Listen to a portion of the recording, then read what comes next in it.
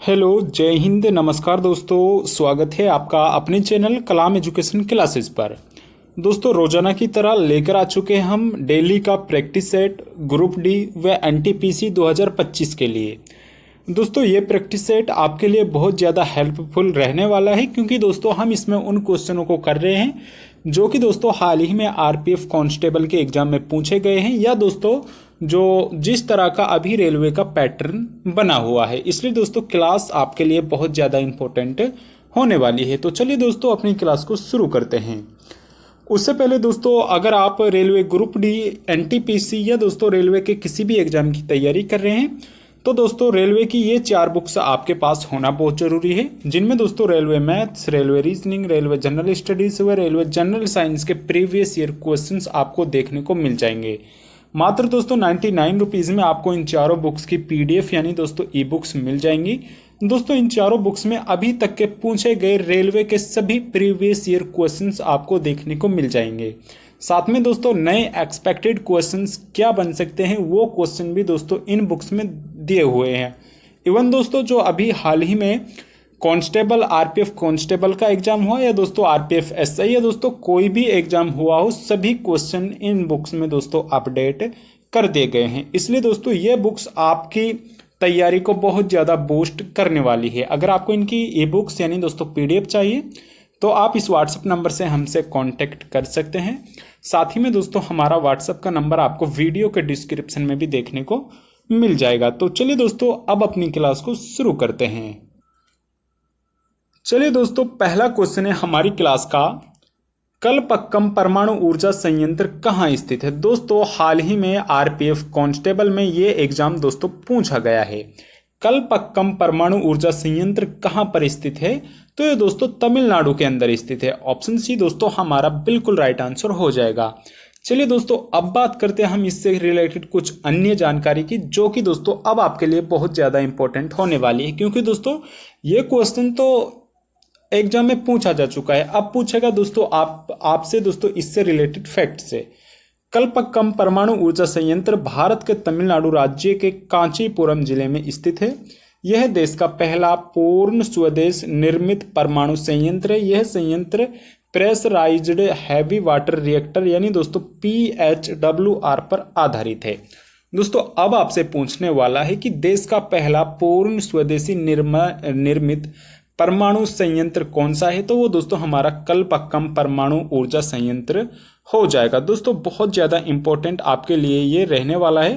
भारत का जो पहला स्वदेशी पूर्ण निर्मित परमाणु संयंत्र है, तो वो दोस्तों कलपक्कम परमाणु ऊर्जा संयंत्र है। बहुत ज़्यादा दोस्तों आपके लिए ये लाइनें इंपॉर्टेंट है।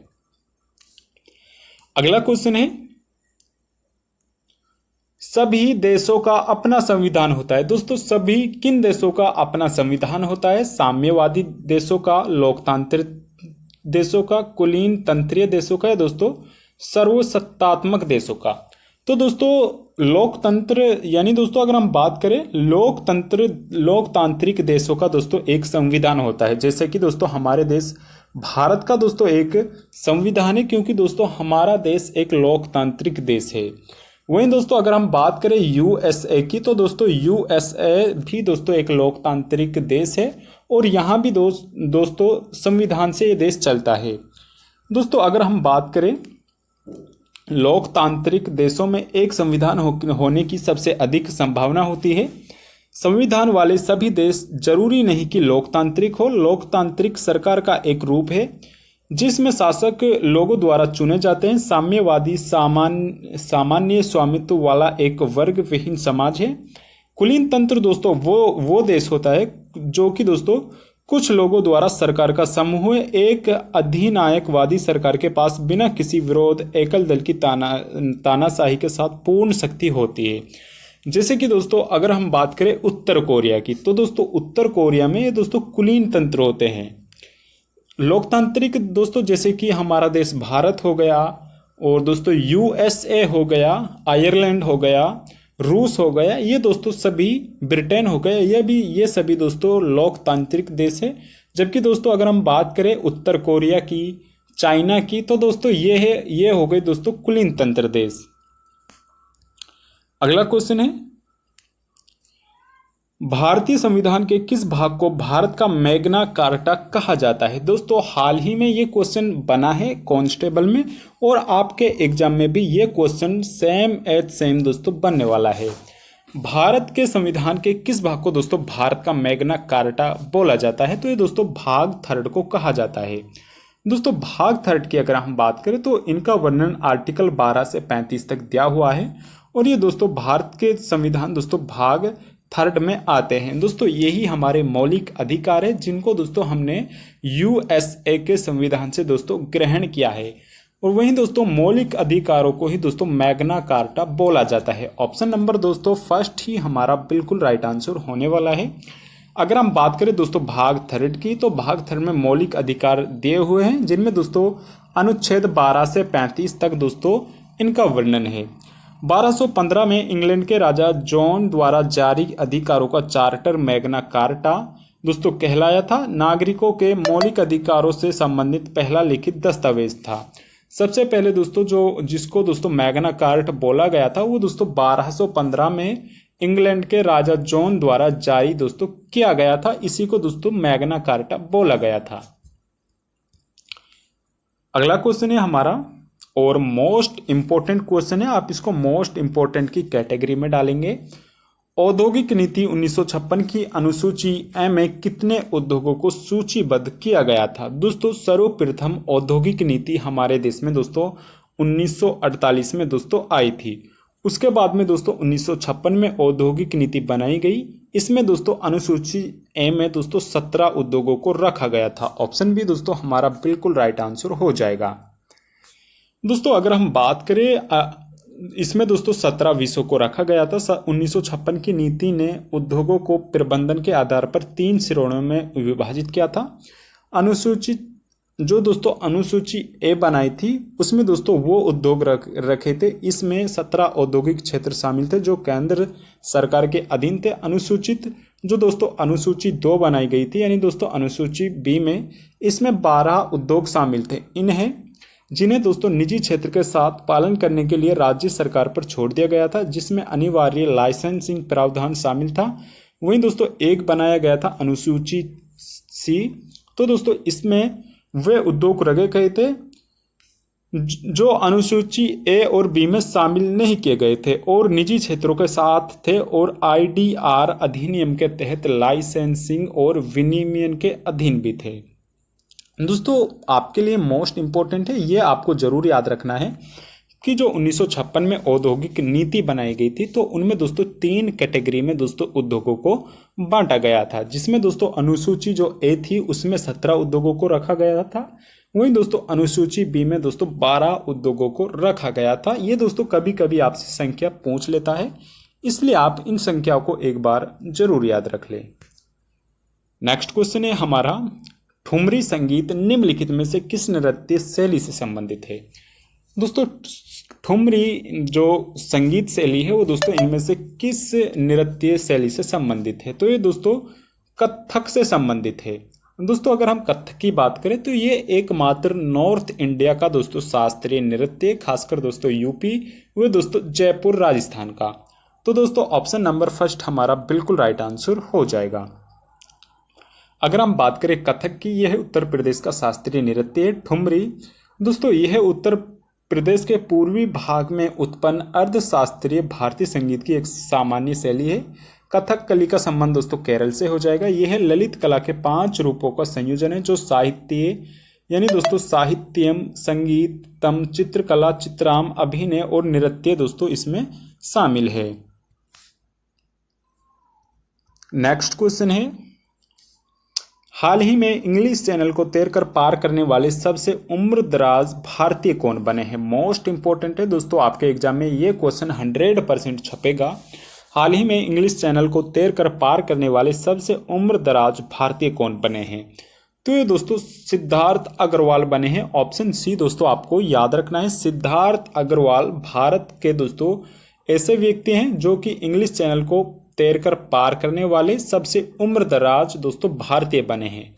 ऑप्शन सी दोस्तों सिद्धार्थ अग्रवाल हमारा बिल्कुल राइट आंसर हो जाएगा। अगर दोस्तों बात करें सिद्धार्थ अग्रवाल की, तो बेंगलुरु के 49 वर्षीय तैराक सिद्धार्थ अग्रवाल ने इंग्लिश चैनल पार करने वाला सबसे उम्र दराज भारतीय बनकर इतिहास से रच दिया है। तो इसकी उम्र दोस्तों 49 ईयर्स की है, जिन्होंने दोस्तों 49 ईयर्स में दोस्तों इंग्लिश चैनल को पार किया है, और ये दोस्तों भारत के सबसे उम्र दराज खिलाड़ी बने हैं। अगला क्वेश्चन है, पेतकर पेंटिंग देश के आदित्य सांस्कृतिक प्रतीक है। दोस्तों पेतकर जो पेंटिंग है उसका संबंध किस राज्य से है? ऑप्शन है झारखंड से, छत्तीसगढ़ से, तेलंगाना से, दोस्तों कर्नाटक से। राइट आंसर होगा option number first, Jharkhand. Paitkar painting का संबंध दोस्तों झारखंड राज्य से है। ऑप्शन नंबर फर्स्ट हमारा बिल्कुल राइट आंसर यहाँ पर हो जाएगा।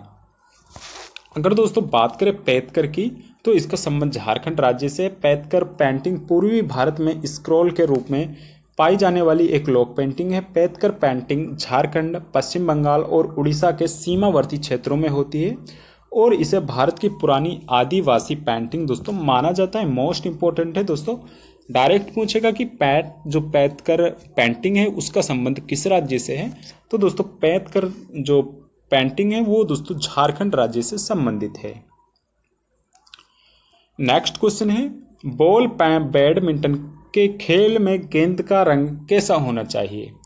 दोस्तों बॉल बैडमिंटन के खेल में गेंद का रंग कैसा होना चाहिए, तो दोस्तों इसका राइट आंसर होगा, इसमें पीला गेंद का रंग होता है।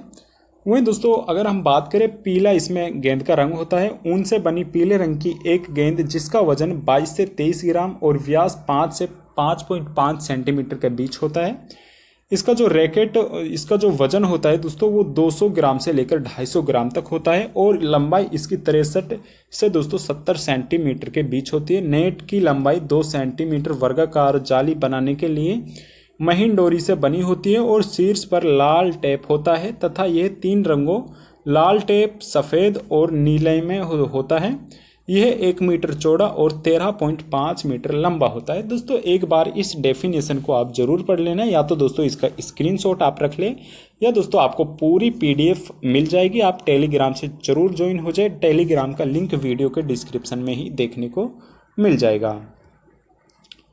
अगला क्वेश्चन है, निम्नलिखित में से कौन India after Gandhi the history of the world's largest democracy पुस्तक के लेखक है?